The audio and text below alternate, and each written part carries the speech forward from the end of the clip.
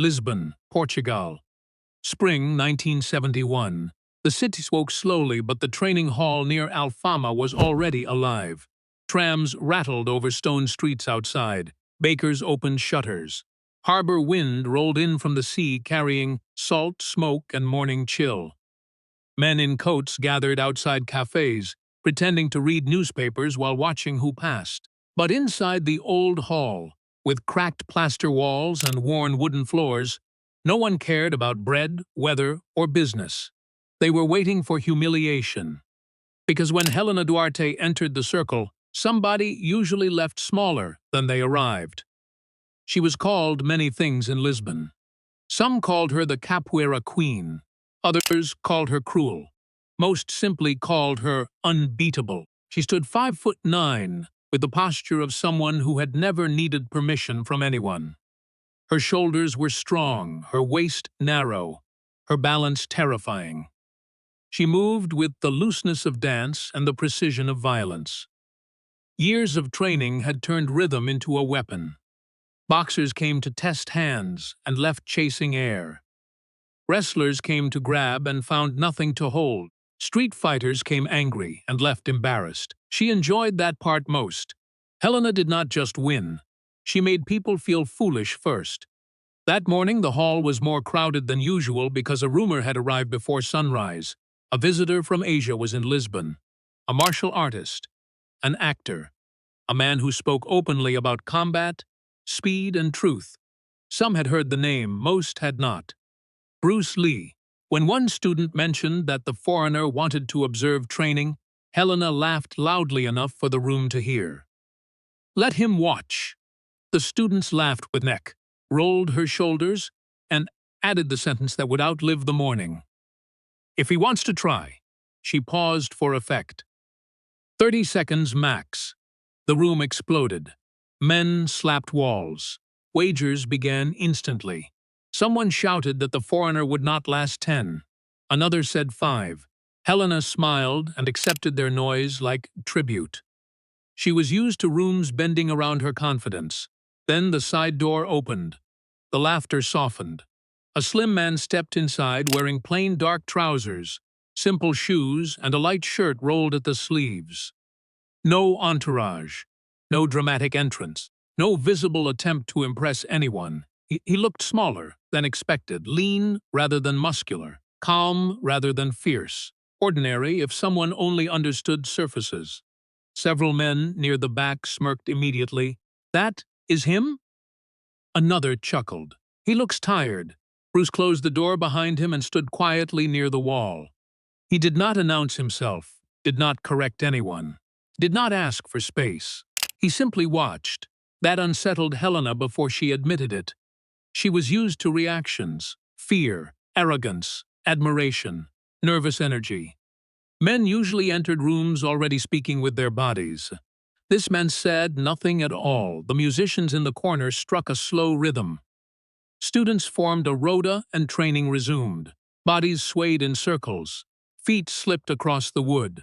Hands touched floorboards as kicks sliced through the air. Capoeira to outsiders looked beautiful. That, inside the beauty, were sweeps, traps, spinning heels, deceptive angles, and humiliations timed to applause. Helena moved through the center like royalty among servants. She cartwheeled into range and stuffed two to heel 1 inch from a student's jaw. The room cheered. She swept another student flat without warning. More cheers. Then she glanced toward Bruce. No reaction. He watched with the same quiet attention. No admiration, no intimidation, no need to be seen watching. Only study. That irritated her more than insults would have. She raised a hand. The drums stopped. The room fell silent instantly. Helena stepped from the circle, sweat shining across her shoulders, breathing calm and steady. She walked toward Bruce while everyone moved aside. "You are Bruce Lee?" He nodded once, nothing more. She circled him slowly, measuring height, frame, posture. Too light, too narrow, hands too relaxed. No visible tension in the neck, no heavy stance. He did not look dangerous by the standards people trusted. That is often when danger is nearest. You came to learn capoeira, she asked. I came to observe. Laughter erupted again. Helena smiled sharply. No, you came to lose. More laughter. Bruce's expression barely changed. He glanced once at the floorboards, then at the windows, then at her feet. People assumed he was nervous. He was collecting information. The warped plank near center circle, the dust patch by the wall. Her left foot loading slightly before reset, the rhythm of her breathing, the impatience in her shoulders. Helena pointed to the open space. 30 seconds max. Bruce stepped forward. No speech, no performance, no resistance. He simply entered the circle. That alone changed the room, because victims usually hesitate. He did not. They stood facing each other. Helena swayed into ginga, fluid and loose, shoulders relaxed, hips alive, feet speaking in rhythm. Bruce stood almost still, no bouncing, no dramatic guard. Hands loose at his sides, balanced in a way that looked casual until you noticed nothing about him drifted. Stillness can offend performers more deeply than mockery. Helena smiled for the crowd. 25 seconds, she said. Roars and whistles. Bruce shifted 2 inches. The movement looked meaningless. It was not. He had just removed himself from her preferred line. Helena dipped low, one hand brushing the floor, body coiling like a spring. Most in the room thought they were about to witness entertainment. Only one old sailor near the back narrowed his eyes. He had seen many fights in many countries. This did not feel like entertainment anymore. Helena launched, a blur of rotation. Her body dropped and rose into a spinning heel kick designed to remove heads and confidence at once. The kick cut through empty air. Bruce had moved before it began. Gasps hit the walls. She landed smoothly, disguising surprise as flow. Great fighters hide mistakes quickly. She came again instantly. Lower now, a sweeping heel shot toward his front leg. If it landed, he would crash backward in front of everyone. Bruce lifted his foot 6 inches. No jump, no scramble, no panic. Just enough. Her sweep passed under nothing. Now she was close. Too close for long-range elegance. She improvised with a hand flicked toward the eyes, bait for the next strike. Bruce trapped the wrist for half a beat, enough to interrupt sequence. Then his lead hand moved. Most people did not see the punch leave. They only heard the short crack of contact against her chest. Helena stumbled back 1 step. Eyes widened. Not badly hurt. Worse. Surprised. The hall went silent. Even the men who mocked him said nothing. Bruce advanced 1 small step. Pressure without rush. That step frightened more people than the strike, because now everyone understood. This was not a visitor surviving. This was control changing hands. Helena reset hard, pride rising faster than breath. Humiliated fighters become dangerous. Sometimes to others, often to themselves. She spun again, wider and angrier than before. Beautiful technique. Emotional technique. Bruce slid inside the arc. A second hand touched the chin. A second hand checked the shoulder. A low kick broke to plant. Couldn't. Her balance collapsed. She fell backward onto the wood. The exchange had taken seconds. Some later said 6, some swore 10. Most settled on 8. Nobody argued about what mattered. The woman who promised 30 seconds had lost the room in less than 10. Bruce stepped back immediately. No celebration, no raised arms, no grin. He only watched to see if she was injured. That unsettled everyone more than victory itself. Cruel winners were easy to understand. Quiet winners were not. Helena remained on the floor for only a moment, not because she was unable to rise, because she was trying to understand what had happened. She had faced stronger opponents, taller opponents, faster-looking opponents, men with thicker arms, heavier kicks, louder reputations, but she had never felt a fight disappear before it truly began.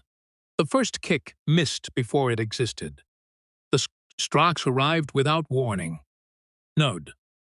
The Koya and the second exchange had broken her balance as if the floor itself rejected her. She sat up slowly. No one in the hall moved.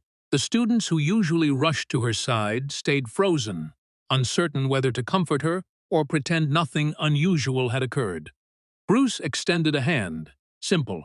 No pity in it. No arrogance either. Only courtesy. Helena stared at the hand, then took it. He lifted her smoothly. That gesture changed the room again. Because defeat can create anger. Respect can disarm it. She stepped back, rubbing her sternum where the first punch had landed, not hard enough to injure, hard enough to educate. Someone near the back shouted the question everyone wanted answered. "What style is that?" Bruce turned his head slightly. "No style." Murmurs spread immediately. Some scoffed, some frowned, some leaned closer. People love labels because labels make danger understandable. Karate, boxing, wrestling, capoeira, judo. If something feels containable. But what happens when movement refuses a box? Helena studied him carefully now. Not as prey, not as an intruder, as a problem worth solving. "You move like nothing," she said. Bruce smiled faintly. "Better than moving like one thing." That line landed harder than the punch. Several students looked at Helena, then away quickly, because everyone in the room knew what he meant. She had become brilliant inside a system. But brilliance inside one pattern can become blindness outside it. The old drummer in the corner laughed softly and tapped his instrument once. Even he understood. Helena rolled her shoulders. Again, the crowd instantly revived. Now voices rose with urgency rather than mockery. They wanted another round. Proof, clarification, maybe redemption. Bruce, at her, then nodded once they returned to the center. But this time, the room felt different. No laughter, no wagers, no assumption, only hunger to understand. Helena entered Gingra again, but smaller now. Less flourish, less showmanship. Her movements tightened. The sways shortened. Beauty had been reduced in favor of efficiency. Bruce noticed immediately. His smile widened almost invisibly. Now they were speaking honestly. She circled left. He pivoted with barely visible footwork. She feinted low. No reaction. She rose high. Still nothing. He was not reading attacks. He was reading decisions. That is a deeper language. She launched a crescent kick without shoulder tell, cleaner than before. Bruce had already drifted away. A breath moved through the crowd. How was he leaving before movement began? Because most people watch limbs. Great fighters watch weight, breath, eyes, commitment. The body whispers before it shouts. Helena changed tactics. Instead of explosive attacks, she baited him backward with small advances. Then she retreated sharply, inviting chase into a spinning counter. Many men in Lisbon had fallen for that trap. Bruce did not chase. He stood exactly where he was. She waited. He waited longer. Now impatience became visible on her face. That was new. Champions often control others. Few know what to do when control is refused. She attacked with urgency, not wildness. Urgency, important difference. Urgency narrows choices. She flowed into a low inversion, one hand on the floor, legs sweeping upward in a deceptive arc. Bruce lifted his front foot 6 inches again. The leg passed under emptiness. Before she recovered, he had placed the foot down where her balance needed space. She rose into collision with absence and stumbled 1/2 step. No strike followed, just consequence. The crowd gasped louder than if she had been hit, because everyone felt the cruelty of it. To be touched hurts. To be solved humiliates. Helena reset, sweat now visible at the temples. She entered fast with hands higher than before. No dance rhythm, direct pressure. Bruce met her halfway. A hand trap, a shoulder check, a straight lead stopping 1 inch from her nose. He froze there. Stillness after speed, then withdrew. The room erupted not, because he chose not to. That choice demonstrated control more loudly than impact. Helena stepped back, breathing harder now. "What are you waiting for?" she asked. Bruce answered softly. "For you." Some heard it. Most only saw her expression change. She understood. He was not forcing exchanges, he was allowing her habits to reveal themselves. That realization frustrates skilled people more than losing, because it suggests they are helping their opponent. She came in sharper than ever. Low hand post, high kick threat, spin to blind side. Bruce slipped inside the line, touched ribs, touched chin, touched shoulder, then exited before her counter began. 3 scoring contacts, no wasted motion, no extra energy. Like someone writing quick marks on paper. The hall exploded. Even students loyal to Helena shouted despite themselves. Skill compels honesty. Helena stared at him, not angry now, curious. What do you call that? Bruce shrugged lightly. Being on time, laughter. Different species entirely. The retired sailor clapped first, then others joined. Helena did not smile. She nodded, then bowed slightly, a gesture small enough to preserve pride, large enough to signal truth. Bruce bowed deep. That mattered too. Because winners who understand themselves do not fear respect. They give it freely. The next 20 minutes became something no one expected. Not a fight, a conversation. They exchanged entries and escapes slowly. Helena showed circular sweeps hidden inside rhythm. Bruce demonstrated straight-line interception from impossible distances. She revealed traps set by eye contact and cadence. He showed how broken rhythm disrupts memorized timing. At moments, they stopped entirely and spoke. Then repeated sequences again at half speed. Then laughed when one surprised the other. The crowd watched in reverent silence. They had come for humiliation. They were receiving education. One young boxer whispered, "Who is winning now?" The old sailor answered, without looking away, "Anyone paying attention?"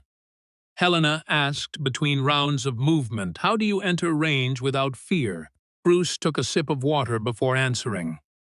"Decide before danger appears." She frowned.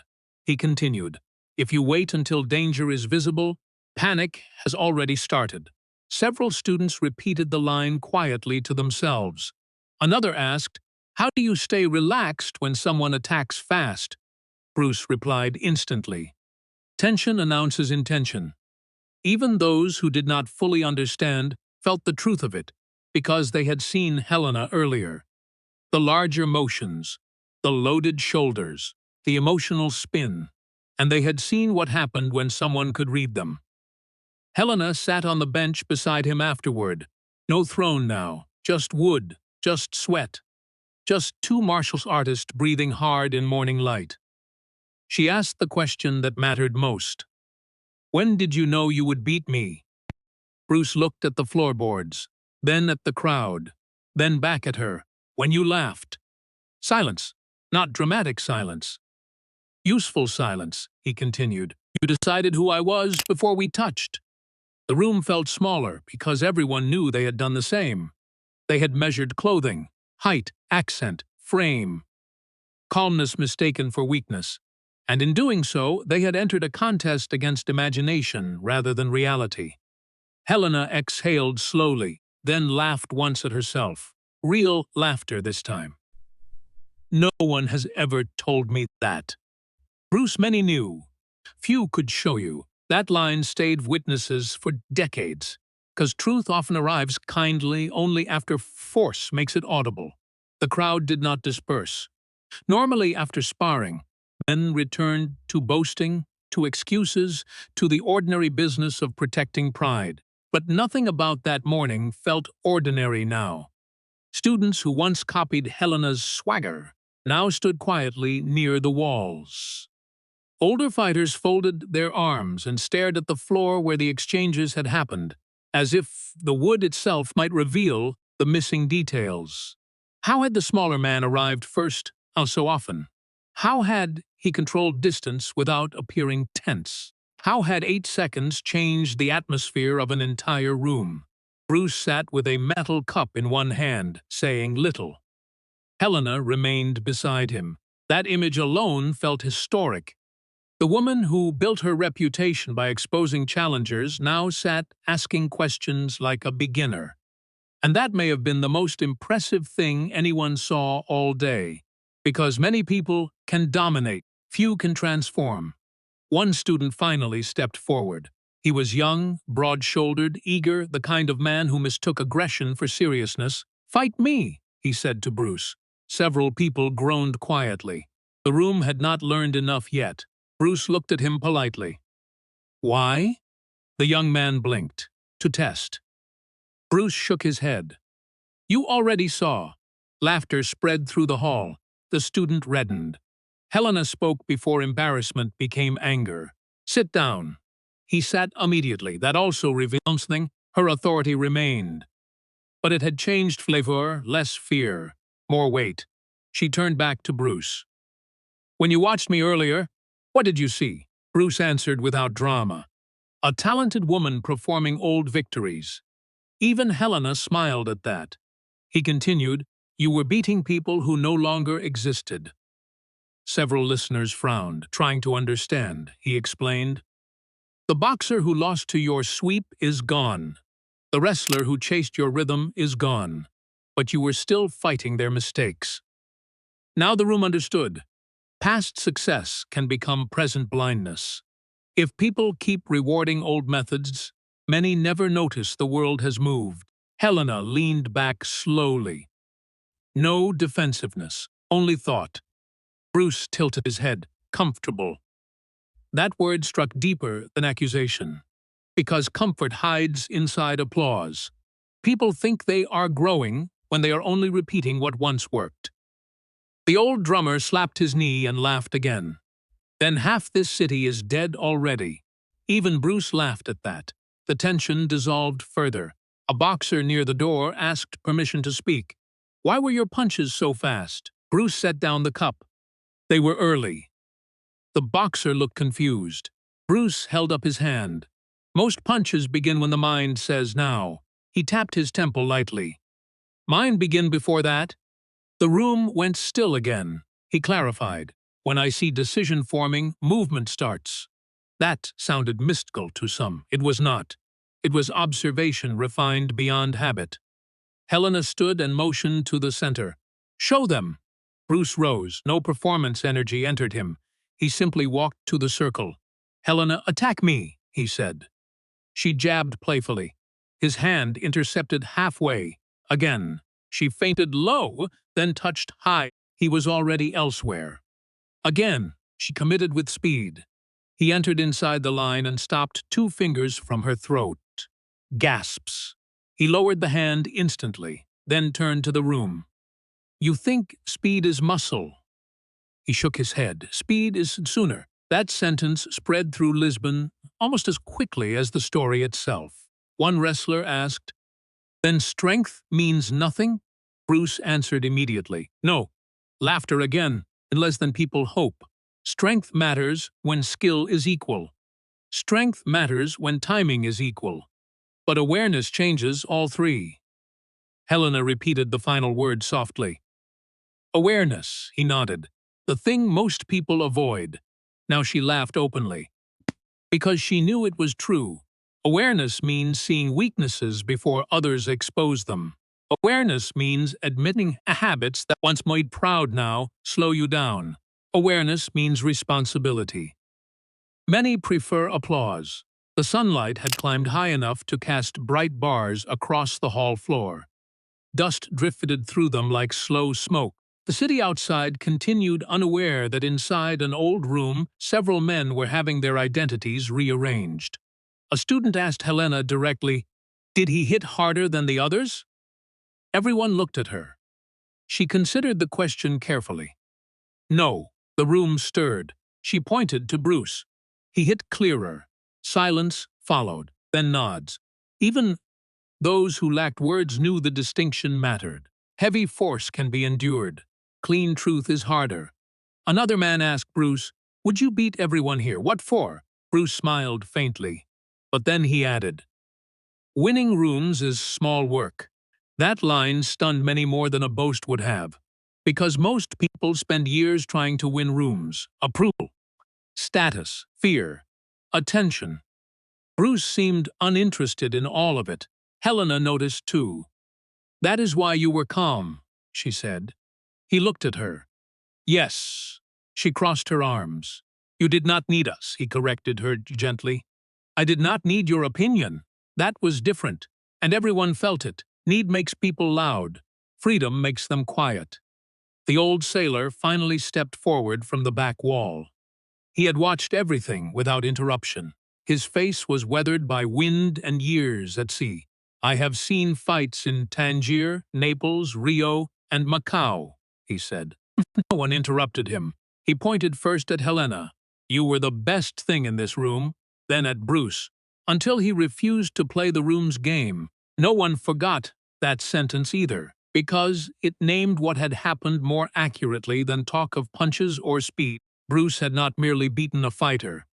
He had stepped outside the emotional structure everyone else accepted. The crowd expected intimidation. He offered stillness. They expected ego. He offered observation. They expected clash. He offered timing. They expected performance. He offered reality. Helena stood again and walked to the center one final time. She faced the room that once cheered her humiliations. I said 30 seconds max. Some smiled nervously. She pointed at Bruce. He needed 8 to make me start over. The hall erupted louder than at any point that morning. But now admiration ran in every direction. Toward Bruce for the lesson. Toward Helena for admitting it publicly. That may have been the true victory of the day.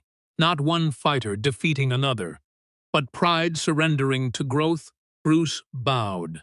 Helena bowed deeper. No one missed that detail.